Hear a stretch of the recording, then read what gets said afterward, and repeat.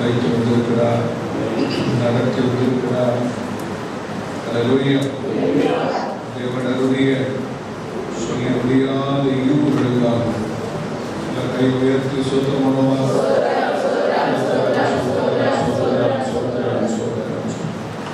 தேவன் என்றென்றைக்கும் சதா காலங்களிலும் அப்படியே தேவன் மரணவரையில் நம்மை நடத்துவார். அல்லேலூயா. கர்த்தருக்கு மகிமை உண்டாகட்டும். கர்த்தர் நம்மை ஒரு மாதம் வாக்குத்தத்தம் கொடுத்து ஒரு மாதமும் வார்த்தைகளை கொடுத்து அதிசயமாக நடத்தி வந்து கொண்டிருக்கிறார். அல்லேலூயா. கர்த்தருக்கு மகிமை உண்டாகட்டும்.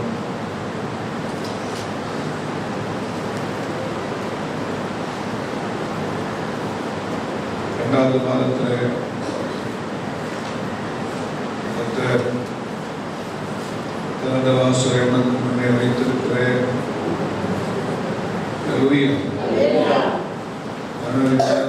முதல் ஞாயிற்றுக்கிழமை திறந்த வாசலை உனக்கு முன்னே வைத்திருக்கிறேன், ஒருவனும் அதை பூட்ட மாட்டான் இந்த வாக்கு கொடுத்தார். ஏப்ரல் மாதம் 1ஆம் தேதி கர்த்தர் மேல் நம்பிக்கை வைத்து கர்த்தரை நம்பிக்கையாய் கொண்டிருக்கிற மனுஷன் பாக்கியவான். மார்ச் மாதத்தில் நீங்கள் மீட்கப்படும் நாளுக்கென்று முத்திரையாக பெற்ற தேவனுடைய பரிசுத்த ஆவியை துக்கப்படுத்தாதிருங்கள். கர்த்தர் நாமத்திற்கு மகிமை உண்டாவதாக. இன்னைக்கு நம்ம 2 யுத்தத்தை கர்த்தர் கொடுத்த அந்த ஜெயத்தை நாம் தியானிக்க போறோம். 2 யுத்தத்தை பார்க்க போகிறோம்.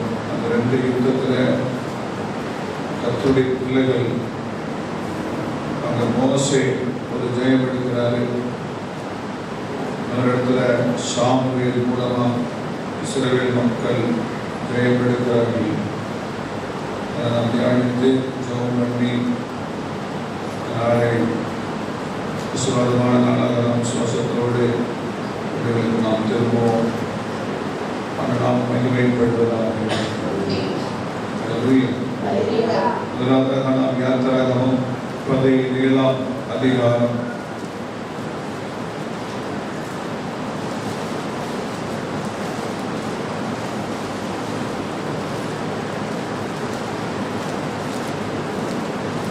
15வது வசனம் கடைசி வசனம். மோசே ஒரு பலிபீடத்தை கட்டி அதற்கு யெகோவா நிசி என்று பெயரிட்டு அபிமெலேக்கின் கை கர்த்தருடைய சிங்காசனத்துக்கு விரோதமாய் இருந்தபடியால் தலைமுறை தலைமுறை தோறும் அவனுக்கு விரோதமாய் கர்த்தரின் யுத்தம் நடக்கும் என்றான். மோசே ஒரு பலிபீடத்தை கட்டி யெகோவா நிசி, யெகோவா நிசினா வெற்றி கொடி.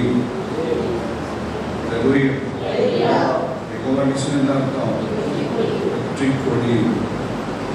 எல்லாம் கண்களை மூடி ஜெபத்தோடு வார்த்தைகளை நாம் தியானிக்கலாம். நல்ல தகப்பனே, மீண்டும் நன்றியோடு ஆண்டவருடைய வார்த்தைகளுக்காக நம்மை சுமந்து வருகிறோம். ஒரு மோசையின் மூலமாக ஆண்டவரே ஒரு பலிபீடம் கட்டப்பட்டது. ஆண்டவரே சாமுவேல் மூலமா ஒரு கல் நிறுத்தப்பட்டு அதற்கு எபனேசர் என்று பெயர் வைக்கப்பட்டது. அதை குறித்து நீங்கள் தியானிக்க எங்களுக்கு உதவி செய்யும். எங்களுக்கு தேவையான வார்த்தையை கர்த்தர் அனுப்புவீராக. எங்கள் வாழ்க்கையிலையும் நிறைய யுத்தங்கள் நடந்து கொண்டிருக்கு. எங்களுக்கு தெரிந்தும் யுத்தம் நடக்குது, எங்களுக்கு மறைமுகமாகவும் யுத்தம் நடக்குது. அதில் நாங்கள் ஜெயம் எடுக்க எங்களுக்கு ஆலோசனை தெரிவிக்கிறோம். நாம் மகிமைப்படுத்த மாட்டோம். இதற்கு எல்லாரோட கர்த்தருடைய ஆவியாளர்கள் இடைபெடுகிறோம். இயேசுவின் மூலம் வேண்டுகிறோம். நல்ல ஆமென். 8வது வசனம் பாருங்க. அபிமெலேக்கு வந்து இஸ்ரவேலரோட என்ன பண்ணாங்க? அவங்க கானான் தேசத்திற்கு போகும்படியாக எகிப்திலிருந்து வந்து ரெவிதீமிலே பாளையம் இறங்கி இருக்கிறார். இந்த அமலேக்கியர் யார் சொல்லி கேட்டால் ஏசாவுடைய பேரன், ஏழாம் நாட்டுக்காரன். ஆனால் அந்த வழியாக போக வேண்டாம்னு சொல்லி கர்த்தர் நம்முடைய மக்களுக்கு ஆலோசனை கொடுக்கிறார். அமலேக்கியர் பள்ளத்தாக்கில் குடியிருக்கிறவர்கள் தேவையில்லாமல் வந்து அமலேக்கியர் ரெவிதீமில் பாளையம் இறங்கி இருக்கிற இஸ்ரவேலரோடு யுத்தம் பண்ணினார்கள். ஒன்றுமே பிரச்சனை இல்லை, ஆனால் யுத்தத்துக்கு அணிவகுத்து இருக்கிறார்கள். அதை அறிந்த மோசே, யோசுவா, சபையார் எல்லாருமா 9ஆம் வசனத்திலே மோசே யோசுவாவை நோக்கி, நீ நமக்காக மனிதரை தெரிந்து கொண்டு புறப்பட்டு அமலேக்கோடு யுத்தம் பண்ணு. நாளை நான் மலை உச்சியில் தேவனுடைய கோலை என் கையில் பிடித்துக் கொண்டு நிற்பேன். மோசே யுத்தத்திற்கு ஆயத்தமாகும்படி சொல்கிறார். 10ஆம் வசனத்தில் மோசே மோசே சொன்னபடியே செய்து அமலேக்கோட யுத்தம் பண்ணினான். மோசேயும் ஆரோனும் ஊர் என்பவனும் மலை உச்சியில் ஏறினார்கள். யுத்தம் பண்ணுவதற்கு கீழே தான் யுத்தம் பண்ண புறப்படணும். ஆனால் இங்கே மலை உச்சியில் 3 பேர் மேலே போகிறாங்க. கர்த்தருக்கு மகிமை உண்டாகும். இந்த யுத்தம் ஒரு ஆச்சரியமாக இருக்கு. பைபிளில் ஒவ்வொரு யுத்தமும் ஒவ்வொரு விதமாக நடந்திருக்கு. ஒரு யுத்தம் அங்கே பட்டை இல்லாமல் உபவாசம் இருந்து சபையர் எல்லாரும் தேவனை தேடின போது பயங்கரமான ஒரு யுத்தம் நடக்குது. கத்தி எடுக்கல, பட்டயத்தை எடுக்கல, யுத்தம் பண்ண போகல. ஆலயத்துல இருந்து அவங்க கர்த்தரை தேடுறாங்க. உபவாசம் இருந்து கர்த்தரை தேடுறாங்க. பார்த்தீங்கன்னா அங்க ஒரு தூதன் போயிட்டு 1,85,000 பேரை வெட்டி பெரிய ஒரு ஜெயத்தை கொண்டு வருகிறதை நாம் பார்க்கிறோம். எல்லாரும் கர்த்தர் எனக்காக யுத்தம் செய்கிறார், கர்த்தர் சபைக்காக யுத்தம் செய்கிறார், கர்த்தர் விசுவாச மக்களுக்காக, ஊழியர்களுக்காக, சபைகளுக்காக, பரிசுத்தவான்களுக்காக யுத்தம் செய்கிற கர்த்தர். கர்த்தர் நமக்காக என்ன பண்றாரு? முன்பாக இருந்து சும்மா இருப்பீங்கன்னு சொல்றாரு. நீங்க சும்மா தான் இருப்பீங்க, கர்த்தர்களுக்காக யுத்தம் பண்ணுவார். 11ஆம் வசனம் வித்தியாசமா இருக்கு. மோசே தன் கையை ஏறெடுத்திருக்கையில் நல்ல கையை உயர்த்தி மோசே நிற்கிறார். இஸ்ரவேலர் மேற்கொண்டார்கள். வானத்துக்கு நேர கை உயர்த்தும் போதெல்லாம் அங்கே இஸ்ரவேல் மக்களுக்கு நல்ல ஒரு ஜெயம் உண்டாகும். ஆமென் சொல்றீங்களா? பைபிள் அதுக்கு விளக்கம் இருக்கு. புருஷர்கள்லாம் தங்களுடைய பரிசுத்தமான கரங்களை கர்த்தருக்கு நேரம் உயர்த்தி எல்லா இடத்திலும் ஜெபம் பண்ண வேண்டும் என்று நம்ம ஆண்டவர் கேட்டிருக்கிறோம். ஜெபிக்கும் போது நம்ம ஏன் கையை உயர்த்தினா அங்கே ஒரு அதிசயம் நடக்குது. ஜெபிக்கும் போது கையை யாரெல்லாம் உயர்த்துறீங்களோ, யாரெல்லாம் கையை உயர்த்துற பழக்கம் இருக்கோ, ஆராதிக்கும் போது யாருக்கெல்லாம் கையை உயர்த்தி ஆராதிக்கிற பழக்கம் இருக்கோ, ஜெபிக்கும் போது கையை உயர்த்தி ஜெபிக்கிற பழக்கம் யாருக்கெல்லாம் இருக்குதோ அங்கே உங்களுக்காக ஆண்டவர் யுத்தம் பண்றாங்க. பாருங்க, மோசே தன் கையை ஏறெடுத்திருக்கையில் இஸ்ரவேலர் மேற்கொண்டார்கள். நாம எப்போது என்ன பண்ணோம்? கையை உயர்த்தி ஆராதிக்கும் போது, கையை உயர்த்தி துதிக்கும் போது, கையை உயர்த்தி பாடும் போது, கையை உயர்த்தி ஜெபிக்கும் போது ஆண்டவர் அங்கே நமக்கு ஜெயத்தை கொடுக்கிறார். கையை உயர்த்தி அப்படின்னு சொல்லுவீங்களா? அதுல பாருங்க, அவன் தன் கையை காண விடுகையில் அமலேக்கு மேற்கொண்டான். நம்ம கையை உயர்த்தி ஆராதிக்கல சொன்னாதான் கையை உயர்த்தறீங்க. ஜபத்தில் வலது கையை உயர்த்தி சொல்றது நம்ம சொல்லிட்டே இருக்கிறோம். அப்போ சொன்னாதான் செய்யணும், செய்ய மாட்டாங்க. பாருங்க, மோசே கையை தாழ விடுகையில் அமலேக்கு ஜெயிக்கிறான். அமலேக்கு மேல ஆண்டவருக்கு அவ்வளவு கோபம்னா, அவங்க ஊர் வழியா வரும்போது ஒரு முறை பாளையத்துக்கு பின்னாடி இருந்த ரொம்ப பலவீனமா மக்கள் வயசானவங்க பின்னாடி வந்துட்டு இருப்பாங்க. போகும்போது அடிவெல்லாம் முன்னாடி வந்து போறாங்க ஊருக்கு காணாம. சில வயசானவங்க பின்னாடி வந்து கொண்டிருக்கிறாங்க, பலவீனமானவங்க வந்துட்டு இருக்கிறாங்க. ஒரு ஆயிரக்கணக்கான பேரை உள்ள போது வெட்டி போட்டுருக்காங்க. ஆண்டவருக்கு ரொம்ப கோபம் ஏற்படுது. என்ன சொன்னாங்க, அவன் கூடியில் எதுவுமே இருக்கக்கூடாது. பயங்கரமா தலைமுறை யுத்தம் பண்றாரு. யோசுவா யுத்தம் பண்றாரு, அதுக்கு முன்னாடி அங்கே சவுல் யுத்தம் பண்றாரு, அதுக்கு பிறகு சவுல் யுத்தம் பண்றாரு, அதுக்கு பிறகு தாவீது யுத்தம் பண்றாரு. தலைமுறையாக அமெரிக்க நாட்டில் இருக்கவே கூடாது. இன்னொரு பிரிவு போட்டிருக்காங்க, அமெரிக்கா சொல்லிக்கிட்டா ஏசாவுடைய பேரன். அந்த அமெரிக்க வந்து ஒரு ஏசிக்கு பிறந்தவன் அப்படின்னு சொல்லி ஒரு குறிப்பு போட்டிருக்க மயம் பண்ணாங்க. அவன் வந்து தேவனுடைய பிள்ளைங்களுக்கு தொட்டுட்டானேங்கிற கோபம் கர்த்தருக்கு இருந்துகிட்டே. சவுளுடைய ராஜ்யம் போனதுக்கே காரணமே இந்த அமெரிக்கு தான். ஆண்டவருடைய கோபத்தை சொல்லி அவனை அழிச்சு கட்டுறான்னா எல்லாரும் விட்டுட்டு வருவான். தாங்க முடியாது கோபம். சவுல் ராஜ்யமே போனது காரணம், அது ஒரு காரணம். அவ்வளோ கோபம். அமெரிக்கை கர்த்தர் நிர்மூலமாக்கணும். அப்போ கொஞ்சம் தப்பிச்சு வர்றாங்க. அவங்க மறுபடியும் சவுளை அழிக்கிற மறுபடியும் கொஞ்சம் தப்பிச்சு வரான். கர்த்தர் சொல்ற சவுல் செத்து போயிட்டான்னு போயிட்டு தாவீது சொல்ல போறப்போ ஒரு அமெரிக்க வாலிபன் தான். தாவீது அங்க சொல்லி வெட்டுற தாவீது வந்து ஒரு ஆளுங்க கூட இல்லாத அளவுக்கு வேட்டையாடணும். அமெரிக்க சுத்தமாக வாசப்படுறோம். கர்த்தருக்கு மகிமை உண்டாவதாக. 11வது வசனத்துல மாறி யுத்த கை கலக்குது பாருங்க. அமெரிக்கு சமமா வர்றான், இஸ்ரவேல் மக்களும் சமமா போராடுறான். 11வது வசனம், கை ஏறெடுத்திருக்கையில் இஸ்ரவேல் மக்கள் மேற்கொண்டார்கள். அவன் தன் கையை ஊழியக்காரனுக்கு எவ்வளவு வல்லது இருக்கு பாருங்க. அவன் கையை கீழே தாழ விழுகையில் அமெரிக்கு மேற்கொண்டான். மோசைக்கு கையை வைத்துக்கிட்டே இருக்கிற யுத்தம் பலமா நடக்குது. நம்ம கூட ஜபத்தை நிறுத்தும் போது தேசத்தில் பலமா விரோதமான காரியத்தை பிசாசு செய்யணும்.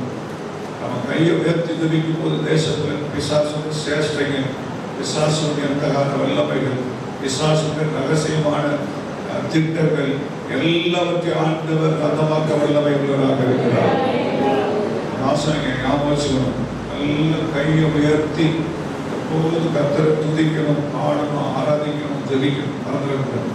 காலை விட்டோம்னா இந்த மாசம் பிசாசு செட் பண்ணிடுவான், மேற்கொண்டுடுவான். சோத்துமாக ஜபிக்கணும். தேசத்தில் நிறைய பேர் இருக்கிறாங்க பாருங்க. அவங்க எல்லாம் நம்ம மாசம் ஜெயிக்க போறோம். விசுவாசமாமே சொல்லி நம்ம நினைக்கிற இவ்வளவு பேர் சேர்ந்து எப்படி கோடிக்கணக்கான மக்களுக்கு நான் ஜெயிப்போம்னு சொல்லி நம்மளை கூட நிறைய பேரோட ஆவியான காலங்களில் பேசுவார். அவங்க பேசிக்கொண்டே இருப்பார். வேலைக்கு நாம் ஜெயிக்க போகிறோம், சத்துருவை நாம் ஜெயிக்க போகிறோம். கையப்பட்டு தாழ விடக்கூடாது. சோர்ந்து போகாம கையை உயர்த்தி பரிசுத்தமான கைகளை உயர்த்தி ஜெபிக்கும் போது கர்த்தர் நமக்கு ஒரு பெரிய தைரியத்தை இந்த மாசத்துல வைத்திருக்கிறார். வாழ்க்கையில் மக்களுக்கு தலை தூக்காதபடிக்கு இன்று காண்கிற எகிப்தியன் அங்க சொல்லிட்டாங்கள சுத்த மோசம் பண்ணுவார். இன்று காண்கிற எகிப்தியனை இனி நீ காண மாட்டேன். அமெரிக்க சொல்ற தலைமுறைக்கு அவனுக்கு விரோதமாக கர்த்தரின் யுத்தம் நடக்கும். மக்களுக்கு விரோதமாக, தேசத்திற்கு விரோதமாய், அவருடைய மக்களுக்கு விரோதமாய் தலைமுறையா சொல்ற அமெரிக்கோட யுத்தம் நடக்கும். அப்ப உடனே அமெரிக்க மேற்கொண்டதை பார்த்த அந்த கூறும் ஆரோனும் 2 பேர் 12வது வசனத்திலே மோசேயின் கைகள் அசந்து போயிற்று. படிங்க. மோசேயின் கைகள் அசந்து போயிற்று. அப்பொழுது அவர்கள் ஒரு கல்லை கொண்டு வந்து அவன் கீழே வைத்தார்கள். அதின் மேல் உட்கார்ந்தான். ஆரோனும் ஊரும் ஒருவன் ஒரு பக்கத்திலும் ஒருவன் மறுபக்கத்திலும் இருந்து அவன் கைகளை தாங்கினார்கள். இவ்விதமாய் அவன் கைகள் சூரியன் அஸ்தமிக்கும் வரைக்கும் ஒரே நிலையாய் இருந்தது. ஒரே நிலை என்ன பண்ணுது? சூரியன் அஸ்தமிக்கும் வரைக்கும் அவருடைய கைகளை 2 பேரும் தாங்கி, ஜபத்துல ஒருவரை ஒருவர் தாங்கி போட்டு, அன்பில ஒருவரை ஒருவர் தாங்கி, ஜபத்துல ஒருத்தர் தாங்கணும். ஆமென் சொல்லுங்க. அன்பினால ஒருத்தர் தாங்கணும். 3 பேர் ஒருமனப்படுறாங்க பாருங்க. எங்க 2-3 பேர் நாமத்தினால் கூடியிருப்பார்கள் இருப்பேன்னு சொல்ற கருத்து புதிய ஏற்பாடு. அங்க 3 பேரும் சேர்ந்து ஆரோன், ஊர், மோசே. மோசேல கொஞ்சம் வல்லமையானவர். அவரை ஒரு கல்லை வச்சு உட்கார வச்சுட்டாங்க. பையன் கூட கர்த்தர் இருக்கிறாரு. ஆரோனும் ஊரும் அவங்க நன்றாக அறிந்து மோசேயோட கர்த்தருக்கான்னு சொல்லி அவர் உட்கார வச்சு கையை பிடிச்சாங்க 2 கையும். அவ்வளோ யுத்தம் பயங்கரமாக நடந்துகிட்டு இருக்கு. சாயங்காலம் சூரியன் போய் மறையும் வரைக்கும் யோசுவா கீழே பயங்கரமா யுத்தம் பண்றான். பயங்கரமா யுத்தம் நடக்குது. கர்த்தருடைய கோபத்தை அந்த யோசுவா நிறைவேற்றி படிக்கிற அதிகாரத்தில் நாம் படிக்கிறோம். தாங்கினார் போட்டிருக்கு பாருங்க. அவன் கைகளை தாங்கினார்கள். அந்த வசந்த ஆரம்பத்தில் அவனுடைய கைகள் அசந்து போயிற்று. நாம் கூட என்ன பண்ணணும்? நல்ல வல்லமையான ஜெபிக்கிறவருடைய கைகளை அல்லது ஊழியருடைய கைகளை ஆமென் சொல்லுவீங்களா? நம்ம என்ன பண்ணணுமா? தாங்கணும். ஊழியத்தை தாங்கணும், தோல்ல தாங்கணும், அன்னத்தை சுமக்கணும், உடன்படிக்கை பெட்டியை சுமக்கணும், பரிசுத்தத்தை சுமக்கணும். இயேசுவை ஒரு கழுதை சுமந்த போது எருசலேமுக்கு நேர கிட்ட போயிட்டு இருக்கிறார். ஒரு கழுதை மேல அவர் அந்த கழுதை இயேசுவை சுமந்து கொண்டு போகும். இயேசுவை நாமும் சுமக்கிறவர்களாக இருக்கணும். இயேசுவை நாம் அவருடைய ஊழியத்தை, அவருடைய சபைகளை, அவருடைய வீடுகளை தாங்கக்கூடியவர்களாக நாம் இருக்க வேண்டும். மோசே எவ்வளவு பெரிய வல்லமையான ஆளாக இருந்தால் கூட அவரால் தொடர்ந்து கையை வைத்திருக்க முடியல. ஆமென். அந்த நேரம் அவர் கூட பேசுறார். அப்படி பேசினா கூட அவர் கையை பண்ண முடியல, அசந்து போயிடுச்சு. பாழானப்பட்ட மோசையை தாக்குவதற்கு 2 பேர் தேவைப்பட்டாங்க. அப்படின்னு சொல்றீங்க. உங்க வீட்டுல கூட ஒருத்தரே குடும்பத்தை தாங்கக்கூடாது. எல்லாரும் சேர்ந்து 3-4 பேர் சேர்ந்து குடும்பத்தை தூக்கி பிடிக்கணும். செலவு பண்ணும்போது வீட்டு வேலைகள் மற்ற காரியங்கள் எல்லாத்தையும் ஒருமனப்பட்டு 2 பேர் ஒரு பக்கம், இன்னும் 2 பேர் ஒரு பக்கம் சொல்லி எல்லாம் ஒருமனமா நீங்க கைகளை என்ன பண்ணணும்? பலப்படுத்தணும். ஜெபிக்கிறவங்களை உற்சாகப்படுத்தணும். உபாசனங்களை உற்சாகப்படுத்தணும். போதும் விட நம்ம என்ன போதும் விட வெற்றி பெற்ற பலன் இருப்போம். ஜோமான வர போதுவாரு. இப்பெல்லாம் தான் பேசக்கூடாது. அதையே சொல்வீங்களா? மோசையின் கைகள் அசந்த போது அசைந்து போயிற்று. ஆனால் அந்த அசந்து போன கைகளை தாங்கி பிடித்த போது அங்கே அற்புதம் நடக்குது. பலவீனமான கை எவ்வளவு நேரம் தூக்கிட்டே இருக்கப்படி நின்று போச்சு. ரத்தம் மேல போக மாட்டேங்குது. அப்படியே கையெல்லாம் பயங்கர வெளியே எடுத்துருச்சு.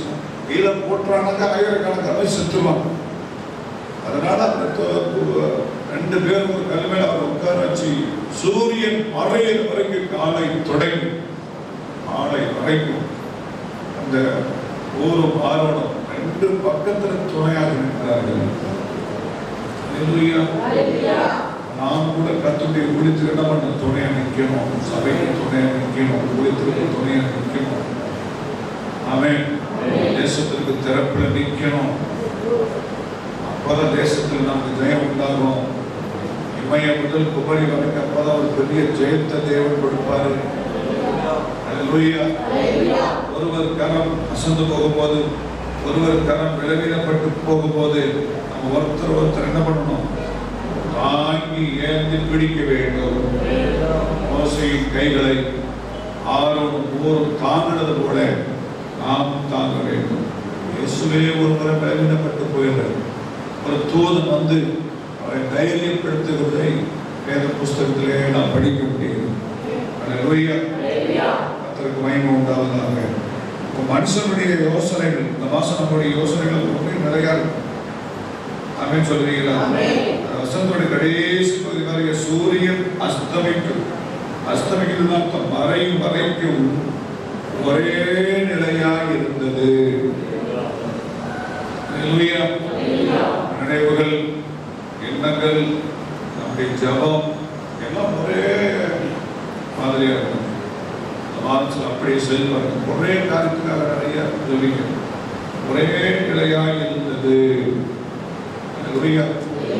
எல்லாரும் ஒன்று போல தேசத்துக்காக ஜெபிக்கிறத எப்படி இருக்கணும்? ஒரே குறிப்புக்காக அப்படி ஜெபிக்கும் போது, குடும்பத்தில் ஜெபிக்கும் போது, சபையில ஜெபிக்கும் போது ஒரே நிலையா கர்த்தருடைய பிள்ளைகள் ஒருமனப்பட்டு நிற்கும் போது தேசத்திலையும் வாழ்க்கையிலையும் பெரிய மாற்றங்களை கர்த்தர் கொண்டு வருகிறவராக இருக்கிறார். கீழே சண்டை நடக்குது, அது பெருசா தெரியலைங்க. யுத்தம் நடக்குது, பெருசா தெரியல. ஆனா மோசையெல்லாம் இந்த அதிகாரத்துல ஆவியானவர் முக்கியப்படுத்துறது நான் பார்க்கிறோம். மோசை ஒரு ஆள் இல்லாவிட்டால் அந்த யுத்தம் என்னவாயிருக்கும்? தோல்வியில் போய் முடிஞ்சிருக்கும். இஸ்ரவேல் மக்கள் எல்லாரும் பெற்றுண்டு அவங்க அழிஞ்சு போயிருப்பாங்க, நாசமாகும்படி போயிருப்பாங்க.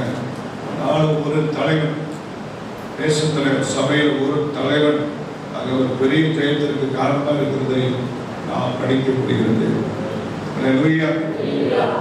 13வது வசனத்துல யோசுவா அமலேக்கையும் அவன் ஜனங்களையும் பட்டய கருக்கினாலே முறியடித்தான். பெரிய ஒரு ஜெயம். நீங்க உழைத்துறாங்கன்னு சொல்றீங்களா? நீங்கள் அப்படி இந்த மாசம் ஜெயிக்க போறீங்க. எத்தனை பேருக்கு ஆமென் வருது? வரணும். அப்பதான் உங்களுக்கு ஜெயம் உண்டாகும். ஜெயம் வேற வருமா? யுத்தம் பண்றவர் கீழே யோசுவா இருந்தா கூட மேல கரம் உயர்த்தப்பட்டது யாரு? அந்த கரம் உயர்த்தப்பட்ட கரத்தின் மூலமாக வல்லமை மேலிருந்து கீழே புறப்படுது. இயேசுவும் கையில் உயர்த்தப்பட்டவராக சிலுவை அடிக்கப்பட்ட மாதம் இந்த மாசம் தான். ஆமென் சொல்லுங்க. அவருடைய கரம் மட்டும் உயர்த்தப்படவிட்டால் நம்ம அன்னைக்கு உயிரிழந்து இருக்க முடியாது. சாத்தானவரை ஜெயித்திருப்பான், அமலேக்கை நம்ம ஜெயித்திருப்பான். உயர்த்தப்பட்ட கரங்களை நோக்கி நாம் பார்க்கணும். யோசுவா போல் நமக்கு நல்ல ஒரு ஜெயத்தை இந்த மாதம் தரப்போகிறார். ஆமென் சொல்லுவீங்களா? ஜெபங்களுக்கெல்லாம் நல்ல பதில் வரப்போகிறது. பிரயாசங்களுக்கெல்லாம் நல்ல பதில் வரப்போகுது. எதிர்பார்ப்பெல்லாம் ஆண்டவர் நிறைவேற்ற போகிறார். மோசேக்கு தெரியும், இன்னைக்கு இந்த மாதம் யுத்தம் நடக்கும் போது, இந்த நாள் யுத்தம் நடக்கும் போது நான் கையாசன விட மாட்டேன். உயிர் போனாலும் பரவாயில்லை, என் உயிரை கொடுத்து என் மக்களை நான் காப்பாற்றணும். இயேசுவை போல மோசே காணப்படுகிறார். மலை மேல கொள்கை மலை மேல இயேசு கைகளை உயர்த்தி தொங்கிட்டு இருக்கிறாரு.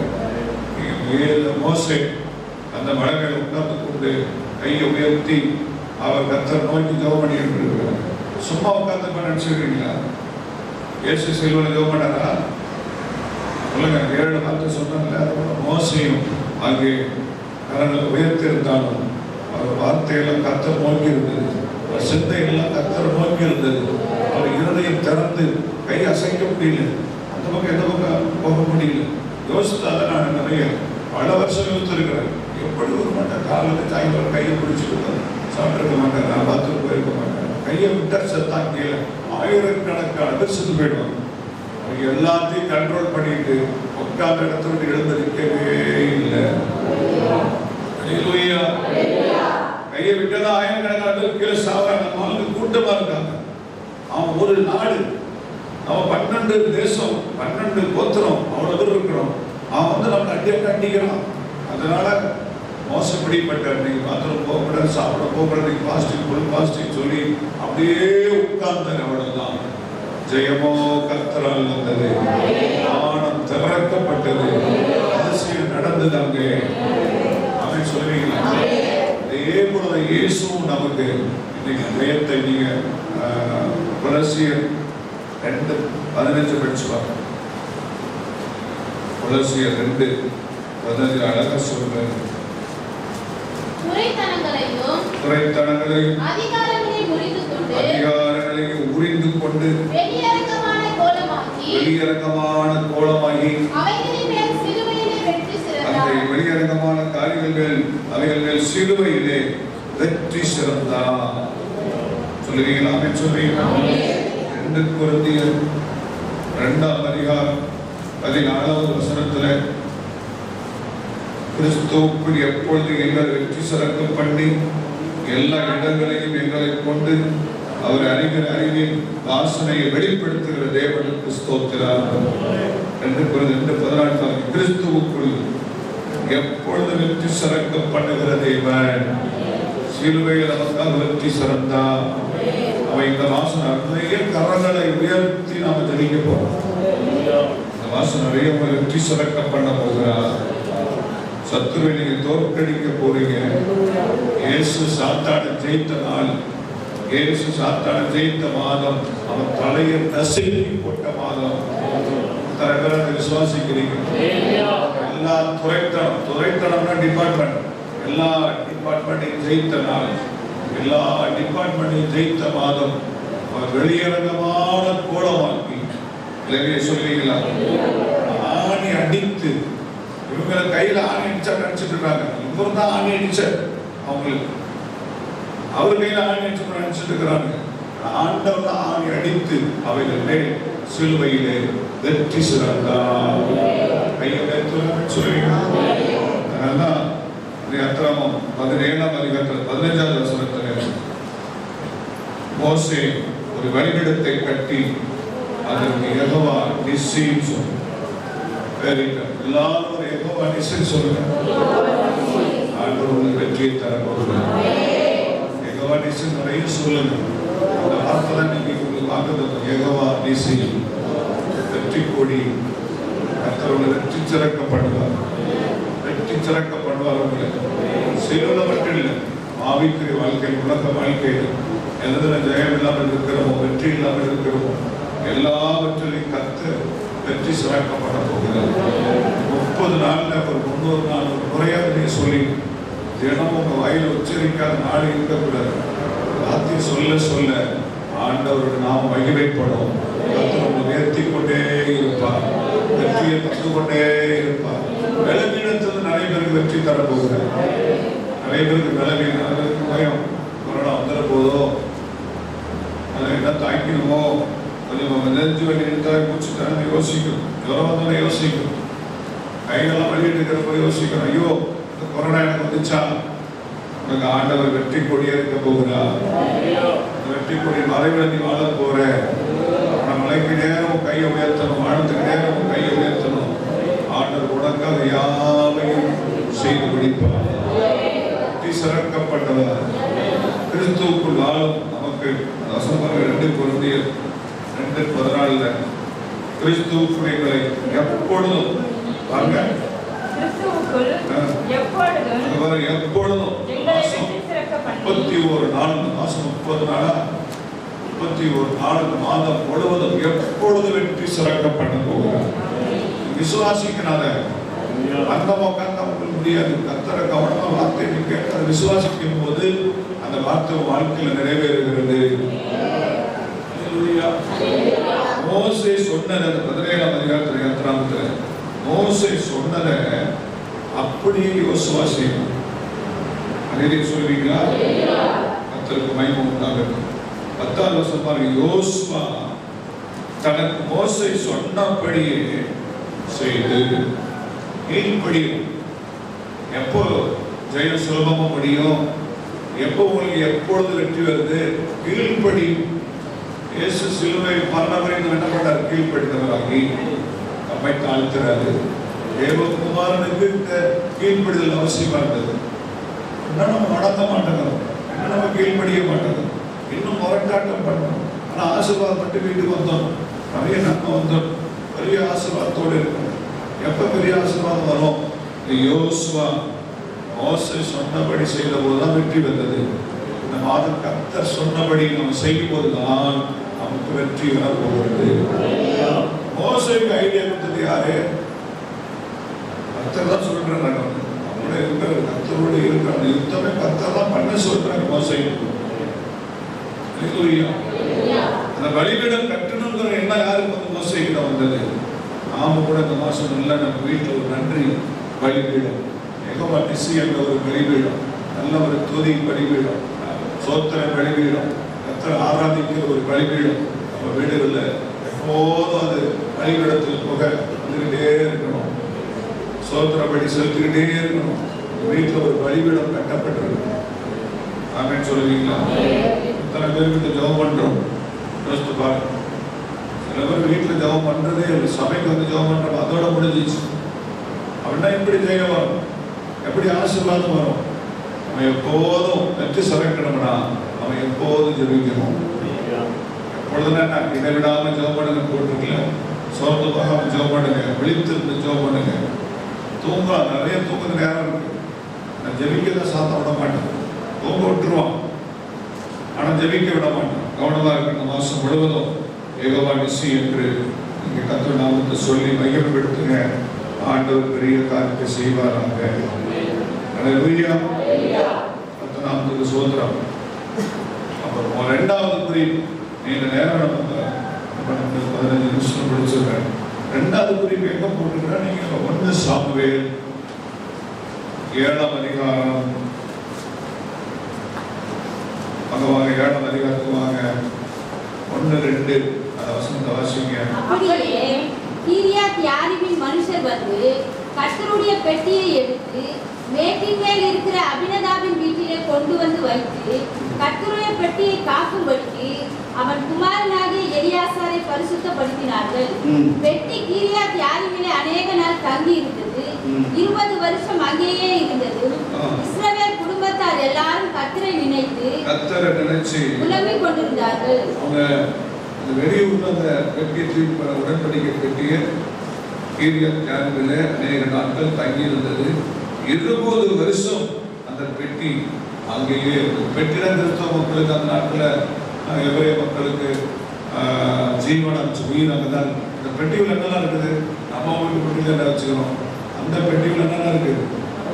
அந்த மோசை உடைச்சு போட்டு அந்த கற்பலகை, அந்த மண்ணா, முதல் வரும்போது மண்ணா வச்சு பாருங்க. அந்த மண்ணாவுடைய ஒரு கப்பில் எடுத்து வச்சுக்கிறாங்க. உள்ள ஆரோன் கோடு தொழுத்து எல்லாருமே ஊழியம் செய்யலாங்கிற ஒரு போட்டி வந்தபோது 12 கோத்திரத்துல 12 கட்டைகளை கொண்டு வந்து ஆலயத்தில் வச்சாங்க. நைட்டு காலைல பார்த்தாக்கா ஆரோனுடைய கோல் மட்டும் தொழில் விட்டு நல்ல ஒரு வார்மை படம் வந்து இரவோடு இரவா தொழுது. அப்ப என்ன ஆச்சுனாக்கா, மோசே இந்த லேவி கோத்திரம் தான், ஆரோனுடைய வம்சம் தான் கர்த்தருக்கு ஆசாரிய ஊழியம் செய்யணும் அப்படிங்கிற ஒரு உறவையை கர்த்தர் அன்னைக்கு கொடுத்தார். எல்லாரும் ஊழியம் செய்ய முடியாது, எல்லாரும் சர்ச்சை நடத்த முடியும். இப்போ எல்லாரும் சர்ச்சை நடத்துறாங்க. 2% சர்ச்சை நடத்துறாங்க, கெட்டவெல்லாம் சர்ச்சை நடத்துறாங்க. இப்போ தனியாக பைபிள் எடுத்தவங்களாம் ஃபர்ஸ்ட் ஆகிட்டாங்க, கர்த்தருக்கு பயம் உண்டாங்க. அந்த நாட்டில் ஆரோன் குடும்பம் தான் தலைமுறையா. அதனால அந்த பரம்பரை பழக்கத்தை மாற்றும்படியாக இயேசு சிலுவையில் ஜீவனை விட்ட போது தேவாலயத்தின் திறச்சிலை, இது போல திறச்சிலை 2 மேல் தொடங்கி கீழ் வரைக்கும் 2 கிழிந்தது. இனி ஆரோனும் வேண்டாம், மோசையும் வேண்டாம், எவனும் வேண்டாம். நீங்க தேவனோடு டைரக்டா பேசலாம். சொல்லுவீங்களா? கோயில பூசாரி சாமி கிட்ட போவாரு, மற்றவங்களை யாரும் கிட்ட போக முடியும். சில ஊர்ல அவங்க மனைவியே போக மாட்டாங்க, பூசாரி மனைவியே போக மாட்டாங்க. அந்த ஊர்ல பெரிய அந்த ஊரை தாங்கிறதுக்கு, அந்த கோயிலை தாங்கிறது ஒரு கத்தாங்கன்னு இருப்பார், பெரிய தலைவர். அவரு கூட உள்ள போக விட மாட்டாங்க. இவங்களே மறைச்சு கல்லுகிட்ட போறதுக்கு இவ்வளோ ஒரு சட்டம். ஜீவனுள்ள தேவனுக்கு அந்த சட்டமெல்லாம் வேண்டாம் என்று சொல்லி கர்த்தர் திறச்சலை கிழிச்சு போட்டு எங்கும் தொழுது கொள்ளும்படியான காலத்தை நேரத்தை கர்த்தர் கொடுத்தார். சிலுவையில தான் அந்த காரியம் ஜெயிக்கப்பட்டது, பாரம்பரியம் ஜெயிக்கப்பட்டது. எல்லாரும் கர்த்தர் அழைக்கிற எல்லாரும், இயேசுவை விசுவாசிக்கிற எல்லாரும் கர்த்தருக்கு ஊழியம் செய்யலாம். கையை உயர்த்தி ஆமென் சொல்வீங்களா? அப்ப அந்த உடன்படிக்கை பெட்டி கீரியாத் யாரீமிலே எவ்வளவு வருஷம் இருக்கு? 20 வருஷம் அங்கே இருந்தது. இஸ்ரவேல் குடும்பத்தார் எல்லாரும் கர்த்தரை நினைத்து புலம்பிக் கொண்டிருந்தார்கள். அதையே சொல்லுமா? பிடிக்கப்பட்ட போது இஸ்ரவேல் மக்கள், அங்க இருக்கிற யூத மக்கள், அங்க ரசிக்கப்பட்ட ஜனங்கள் எல்லாரும் இயேசுவை நினைச்சு புலம்புறாங்க, அழுது புலம்புறாங்க, எல்லாரும் அழுகுறாங்க. அதுக்கு புலம்பி நாங்கள் போட்டுருப்பாங்க. அந்த உடன்படிக்கை பெட்டியை பிடிச்சிட்டாங்க. இயேசுவை புதிய ஏற்பாட்டில் இயேசுவை பிடிச்சிட்டாங்க. அவரை விசுவாசத்தை ஆயிரக்கணக்கான பேர் எல்லாரும் புலம்பிட்டு இருக்காங்க. நம்ம தலைவருக்கே இந்த நிலைமை அடிச்சு எல்லாரும் புலம்புறாங்க. அப்ப என்ன நடக்குது பாருங்க. அடுத்த வசனத்துல அப்பொழுது சாமுவேல் இஸ்ரவேல் குடும்பத்தார் யாவரையும் நோக்கி, இஸ்ரவேல் குடும்பத்தார் எல்லாரையும், சபை மக்கள் எல்லாரையும் பார்த்து, நீங்கள் உங்கள் முழு இருதயத்தோடும் ஏன் இந்த பெட்டி எப்படி பிடிச்சு போயிட்டாங்க? இயேசுவை ஏன் பிடிச்சு போயிட்டாங்க? நீங்கள் கர்த்தரிடத்தில் திரும்புங்கள் முழு இருதயத்தோடும், கர்த்தரிடத்தில் திரும்புகிறவர்களானால் அந்நிய தேவர்கள் வச்சிருக்கிறாங்க. அஸ்தரோத்தையும் வச்சிருக்கிறாங்க. நடுவிலிருந்து விலக்கி உங்கள் இருதயத்தை கர்த்தருக்கு நேராக அவர் ஒருவருக்கே ஆராதனை கர்த்தருக்கு நேராக்கி அவர் ஒருவருக்கு ஆராதனை செய்யுங்கள். இயேசு தன்னுடைய ஆரம்ப கால முடித்தது மத்தேயு 4 லூக்கா 4 இதெல்லாம் சொல்றாங்க. ஒரு தேவனாகிய கர்த்தர் ஒருவருக்கு சாத்தான்னு சொல்றாங்க. ஒரு தேவனாகிய கர்த்தர் ஒருவருக்கு என்ன பண்ண எனக்கு ஆராதனை யாரு காலம் விடக்கூடாது. யாரும் போயிட்டு ஆராத்தி எடுக்க கூடாது. தாமரத்துல மஞ்சள் தடை அந்த தடை சுத்த தலைகள் ஆராத்தி எடுக்கிறாங்க. ஒரு வீடியோல பாக்குறதெல்லாம் நம்ம தமிழ்நாடு தான் நடந்துட்டு இருக்கு. அவங்க தெரிஞ்சு போட்டு அந்த வேலை நம்ம வேலை அந்த வேலை கிடையாது. நம்ம கர்த்தர் ஒருத்தருக்கு தான் ஆராதனை செய்யும். அவர் ஒருத்தருக்கு முழு இருதயத்தோடு ஆராதனை செய்யும். பெருமையோடு வேட்டிமையோடு விக்கிரகத்தை வீட்டில் வைத்துக் கொண்டு விக்கிரக போட்டோவுக்கு மாதா கோயிலுக்கு மாதா போட்டோங்களுக்கு பூ வச்சு மெழுகுவர்த்தி கொடுத்து வச்சு நம்ம விசுவாசிக்கணும். அதெல்லாம் நீ செய்யக்கூடாது. முழு இருதயத்தோடு கர்த்தருக்கு நேராக நீ அவர் ஒருவருக்கு ஆராதனை செய்வாயாக. இன்னொரு முறை சொல்றார். ஒருவருக்கு ஆராதனை செய்வாயாக. அப்பொழுது அவர் உங்களை பெலிஸ்தருடைய கைக்கு நீங்களாக்கி கிறிஸ்துவங்க எல்லாரும் ஒழுங்கா இந்த மாசத்துல கர்த்தருக்கு மாத்திரம் ஆராதனை செய்தாங்க. இந்த தேசத்துல ஒரு பெரிய எழுப்புதல் அவன் சொல்லுவா. அந்த நேரம் போய் வழங்கி வராங்க. போனா லட்சுமி உள்ள அந்த மேரியம்மா கூப்பிடுவாங்க. அங்கே போனால் செபஸ்டியன் மாதத்தில் கூட செபஸ்டியன் மாதா கோயிலுக்கு இருந்தால் மாதா சொல்லியிருக்காங்க. அது செபஸ்டியன் போய் கூப்பிட்றாங்க. அவர் ஒரு ஊழியக்காரர் செபஸ்டியன். நிறைய சொல்லுவீங்களா? இப்படி ஒவ்வொருத்தரும் ஒவ்வொரு விதமாக கும்பிட்டு இருக்கிறாங்க. அதனால அதெல்லாம் விளக்கி போட்டுட்டு உன் தேவனாகிய கர்த்தர் ஒருவருக்கு நீ ஆராதனை செய்வாயானால் உங்களை தேசத்தில் உள்ள கிறிஸ்துடைய கைகளுக்கு நீங்களாக்கி விடுவார் என்றான். கையை வேண்டாம் சொல்லுங்க. அடுத்த வசனத்தில் மறுபடி சொல்றாரு. அப்பொழுது இஸ்ரவேல் புத்திரர் ஆகாரங்களையும் அஸ்தரத்தை விக்கிரகத்தை விலக்கிவிட்டு அந்த கோட்டைகளெல்லாம் விலக்கி விட்டுவிட்டு அந்த சாமி சிலைகளெல்லாம் விலக்கி விட்டுவிட்டு அவர் ஒருவருக்கு ஆராதனை செய்தார்கள். கையை வேண்டாம் சொல்லுவா. அப்பதான் அவங்க ஒரு பெரிய ஒரு ஜெயம் வருது. அது வரைக்கும் அவங்க கர்த்தரை நினைச்சு குழம்பிட்டு இருந்தாங்க. வாழ்க்கையை குழம்புல போச்சு. கர்த்தருக்கு மகிமை உண்டாகட்டும். நீங்க 12வது வசனத்துக்கு வரும்போது அந்த பெலிஸ்தர்கள் மத்தியில கர்த்தர் ஒரு பெரிய ஜெயத்தை கட்டளை எடுக்கிறார். மோசே அங்கே ஒரு பெரிய ஜெயம் வந்தாலும் மூலமா இந்த சாமுவேல் ஒரு காரியத்தை பண்ற. 10வது வசனத்துக்கு பாருங்க. சாமுவேல் சர்வாங்க தகன பலிகளை செலுத்துகையில் பெலிஸ்தர் இஸ்ரவேலின் பால் குடிக்கிறார்கள். 9வது வசனத்துல சாமுவேல் பால் குடிக்கிற ஒரு ஆட்டுக்குட்டியை பிடித்து அது கர்த்தருக்கு சர்வாங்க தகன பலியாக செலுத்தி இஸ்ரவேலுக்காக கர்த்தர் நோக்கி வேண்டிக் கொண்டான். அவனுக்கு கர்த்தர் மறு உத்தரவு அருளி செய்தார். ஒரு பால் குடிக்கிற முக்கியமான வசனம் இது. பால் குடிக்கிற ஒரு வயதான ஒரு அழிலே சொல்லுமா. அந்த கர்த்தர் ஆசிரியப்பு கூடத்துல காலையில ஒரு ஆட்டுக்குட்டி பலியிடணும், மாலையில ஒரு பலியிடணும். காலையில ஒரு ஆடு, இந்த வாடிமான ஆட்டுக்குட்டி, மாலையில ஒரு ஆடு. அது என்னன்னா காலையில 1 மணி நேரம் ஜெபம் பலி செலுத்தணும், மாலையில ஒரு விசுவாசி 1 மணி நேரம் பலி செலுத்தணும். இயேசு கெச்சமேடு சொல்றாரு 1 மணி நேரமாக நீங்க விட்டு இருக்க கூடாது. ஏதாவது ஒரு ஆட்டை பலியிடுப்பான்னு சொல்லுங்க. பால் குடிக்கிற அந்த ஆட்டுக்கு நம்ம ஆண்டு ரொம்ப பிரியமா இருக்கும்.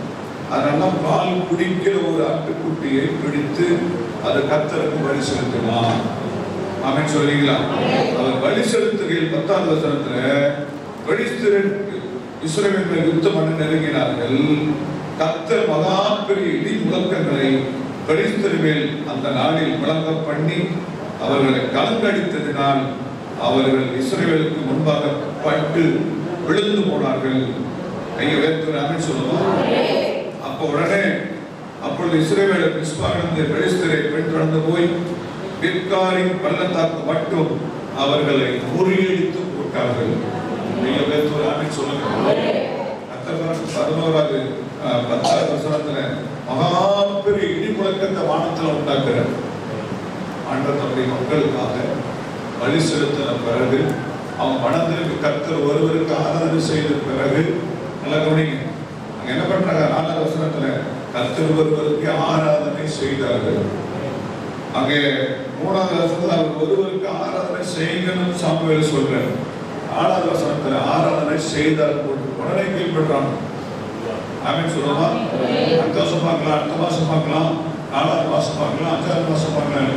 உடனே இன்னைக்கு நம்ம கீழ்படிந்து செய்யும் போது, வீட்டில் உள்ள விக்கிரக போட்டோட தூக்கி போடும்போது, போட்டு அவர் ஒருவருக்கு ஆராதனை செய்யும் போது கர்த்தர் வானத்திலிருந்து பெரிய இடி முழக்கங்களை உண்டாக்கி நெருங்கி வந்த சத்துருடைய இருதயமாக கலங்கி போகும்படிக்கு கர்த்தர் செய்கிறார். ஒன்றுமே செய்யும் பட்டயத்தை ஒருவரே அங்க நடந்தது யுத்தம், அங்க வெட்டுறான் யோசுவா, இங்க ஒன்றுமே செய்யும். ஆமென் சொல்றீங்களா? என்ன பண்ணாங்க? மனம் திரும்பினாங்க, கீழ்படிந்தாங்க, கர்த்தர் ஒருவருக்கு ஆராதனை பண்ணாங்க, சொன்னதை செஞ்சாங்க. அவ்வளவுதான்.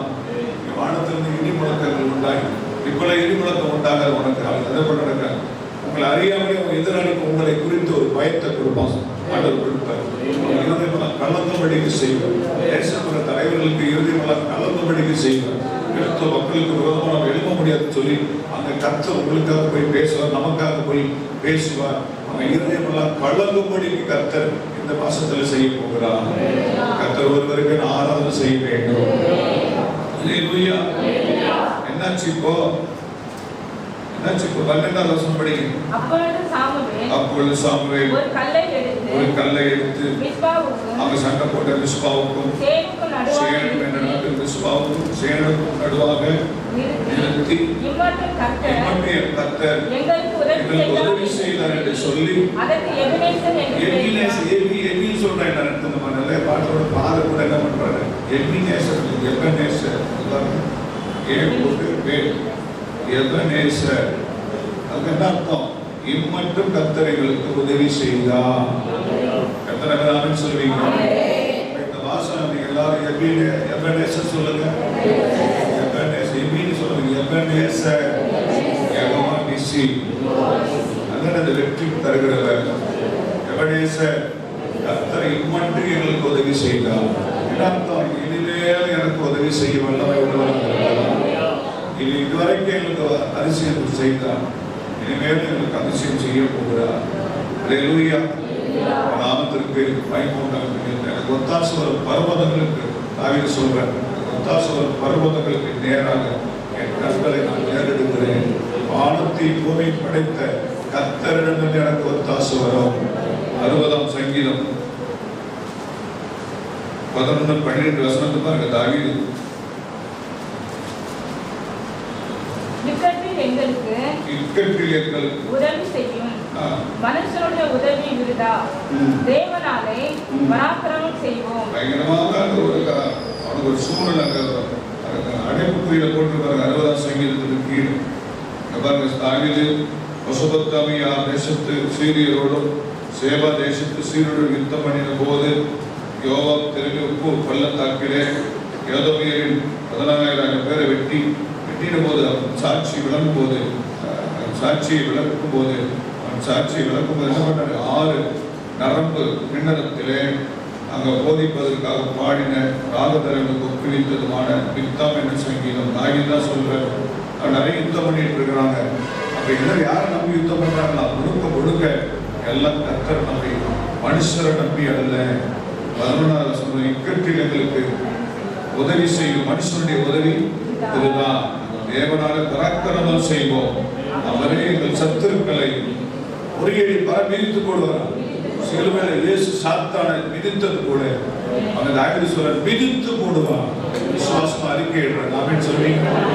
மனுஷனுடைய உதவி கடந்து வருத்தப்படாதீங்க. மனுஷனுக்கு ஒண்ணுமே பண்ணல, அவருக்கு பண்ணல, இது எது பண்ணணும்னு சொல்லாதீங்க. கர்த்தரை உங்களுக்காக உதவி செய்ய வல்லமை உள்ளவராக இருக்கிறார். மனுஷனுடைய உதவி விருதா, கர்த்தர் செய்யும் போது அது நிறைவாங்க. இந்த மாதம் கர்த்தரே நமக்கு உதவி செய்ய போகும். 72ஆம் சங்கீதத்துல 12வது வசனம் கூட சொல்லப்பட்டிருக்காங்க. 72:12 கூப்பிடுகிற எளியவனையும் உதவியற்ற சிறுமையானவனையும் ஆண்டவர் விடுவிப்பார். உதவி இல்லை, பயப்படாதீங்க. ஒத்தாசை இல்லை, யார் உதவி இல்லை, கொடுத்து தாங்க யாரும் இல்லை. ஆனா நீ கூப்பிடு, கர்த்தர் நோக்கி கூப்பிடு சொல்றாரு. கூப்பிடுகிற எளியவனையும் உதவியற்ற சிறுமையானவனையும் ஆண்டவர் என்ன பண்ணுவார்? விடுவிப்பார். பலவீனனுக்கும் எளியவனுக்கும் அவர் இறங்கி எளியவர்களின் ஆத்துமாக்களை ரட்சிப்பார். கையை உயர்த்தி சொல்லுவோமா? நாமத்திற்கு மகிமை உண்டாகட்டும். அல்லேலூயா. அப்ப இங்க எபனேசர் இதுவரைக்கும் சாமுவேல் சொல்ற இதுவரைக்கும் எனக்கு என்னுடைய வாழ்க்கையில் உதவி செய்தார், இனிமேலும் உதவி செய்வார் என்று சொல்லி அந்த கல்லுக்கு இனம் பெருக்கிற கர்த்தர் நாமத்திற்கு மகிமை உண்டாவதாக. வெளித்தர்கள் எல்லாம் விழுந்து போனாங்க. 10ஆம் வசனத்துல முறியடித்தார்கள். 11ஆம் வசனத்துல இம்மட்டு உதவி செய்தார்கள் சொல்லி 12ஆம் வசனத்துல அந்த கல்லை அவனை நிறுத்தி அதற்கு எபனேசர் என்று பெயரிட்டார். அல்லேலூயா. கர்த்தர் நாமத்திற்கு மகிமை உண்டாகட்டும். 2 யுத்தம் சொன்ன, ஒரு யுத்தம் கத்தி எடுத்து நடக்குது, ஜபத்தோடு நடக்குது. இன்னொரு யுத்தம் பலியிட்டு மனம் திரும்பி கர்த்தரை ஆராதனை செய்தாங்க, உண்மையா ஆராதனை பண்ணாங்க. இந்த விக்கிரகத்துல வீட்டை விட்டு துரத்தி போட்டாங்க, எடுத்து போட்டாங்க. அங்க ஒரு அற்புதம் நடக்குது. ஆமென் சொல்லுவீங்களா? ஆண்டவர் பல வகையில அற்புதம் செய்ய வல்லமை உள்ள தேவன். 1000 பேர்ல சிறந்தவர்ல. அப்ப அவருடைய அற்புதம் எல்லாம் சிறந்ததாகவே இருக்கும். அவர் கொடுக்கிற விடுதலை, மக்களுக்கு தருகிற வெற்றி வித்தியாசமான முறையில உட்கார்ந்து இருக்கிற உங்களுக்கும் இந்த மாசத்துல ஆண்டவர் வெற்றி தர போகிறார். நமக்கு வெற்றி கொடி கர்த்தர் தான். வெற்றி கொடி பிடித்திடுவோம். இந்த மாதம் வந்து வீர நடை நடக்க போகிறோம். நாமத்திற்கு மகிமை உண்டாவதாக. எல்லாரும் எபனேசரே சொல்லுங்க. எபனேசரே உம்மை எப்படி பாடுவேன், ஏகவாயிரே உம்மை என்ன சொல்லுவேன். எபனேசரே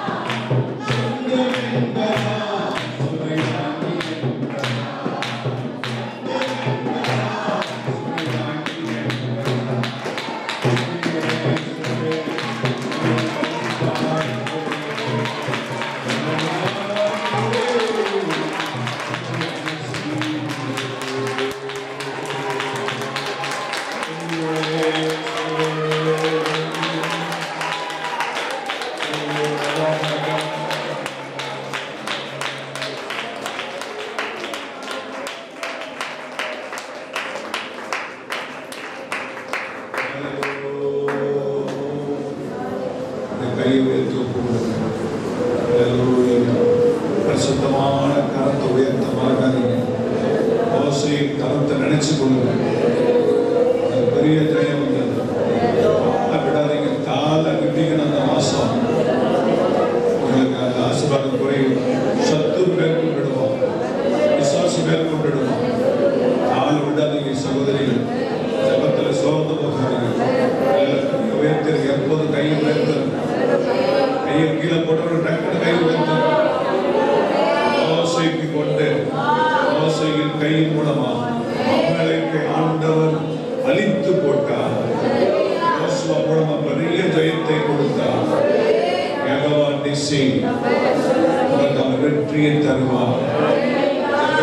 உனக்கு ஜெயமாய் மாறப்போகிறார். இயேசு வெற்றி சிறந்தார். எப்பொழுது வெற்றி சிறக்க பண்ண போகிறார்? மாதம் முழுவதும் வெற்றி சிறக்க பண்ண போகிறார். எபனேசர் வெற்றி சிறக்க உதவி செய்ய போகிறார்.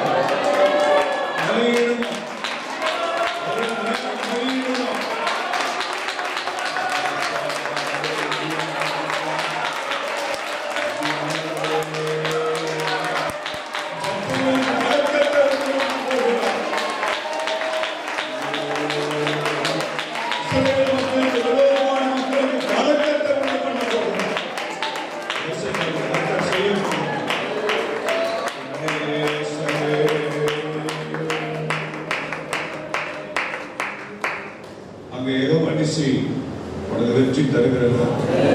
இந்த வெற்றிக்கு உதவ போகிற கர்த்தர். பால் குடிக்கிற ஒரு வயது ஆட்டனை பலியிடணும். காலை மாலை 1 மணி நேரம் பலி செலுத்தணும். அந்த வானத்தில் இடிமுழக்கங்களை உண்டாக்கி கிறிஸ்தவ மக்களுக்கு விரோதமாக, குடும்பங்களுக்கு விரோதமாக போராடுகிற மனுஷர்களுக்கு கலக்கத்தை உண்டு பண்ண போகிறார். நடுக்கத்தை உண்டு பண்ண போகிறார். கர்த்தர் ஒரு பெரிய ஜெயத்தை தர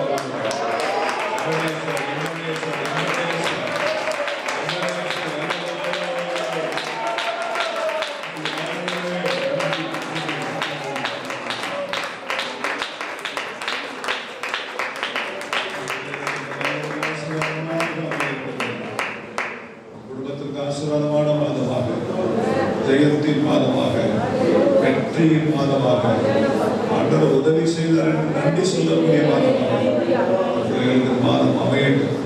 அதனால் தொடங்கி எப்பொழுது விட்டு சிறக்க பண்ணுங்க. அவரே பிள்ளைகள் மரங்களை உயர்த்தி ஜெபிக்க அசந்து போகக்கூடாது. நிலையான கை சூரியன் அஸ்தமிக்கு வரைக்கும் நிலையான அப்படி ஒரு கிருபத்தார் ஆண்டவரே பணத்திலிருந்து இடைமுழக்கங்களை உண்டாக்கி கிறிஸ்தவர்களுக்கு கலக்கத்தை உண்டு பண்ணி அவங்களை முறியடித்தார்களே. அப்படி ஒரு பெரிய ஜெயம் பிள்ளைகளுக்கு வருவதாக, சபை மக்களுக்கு வருவதாக, இந்த தேசத்தில் ஒரு பெரிய ஜெயம் வருவதாக, 5 மாநில தேர்தலில் ஒரு பெரிய ஜெயம் வருவதாக, சத்தம் தோற்கடிக்கப்பட்டு வெளிஸ்தீர் முறியடிக்கப்பட்டு அமெரிக்கர்கள் முறியடிக்கப்பட்டு